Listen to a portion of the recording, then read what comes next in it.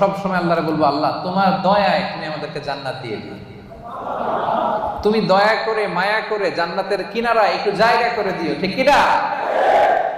এজন্য খবরদার আমলের বড়াই করা যাবে না। আল্লাহ তাআলা বলেছেন যে তোমরা তোমাদের জীবন তোমাদের সম্পদ আমারে দিয়ে দিবা, আমি আল্লাহ তোমাদের জান্নাত দিয়ে দিব।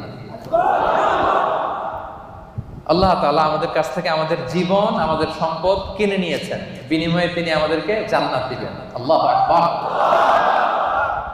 এখন যদি বুঝে থাকেন তাহলে উত্তর দেন। এই যে আল্লাহ আমাদের জীবন কিনতে চায়, আমাদের জীবনের মালিক কে? আল্লাহ যে আমাদের সম্পদ কিনতে চায়, আমাদের সম্পদের মালিক জীবনের মালিকও সম্পদের মালিকও আবার এই দুইটা কিনতে চায়ও সুবহানাল্লাহ বলবেন না? দেখেন, উনার দেওয়া জিনিস উনি কিনে নিয়ে আমাদেরকে পুরস্কার দিতে চায়। সুবহানাল্লাহ।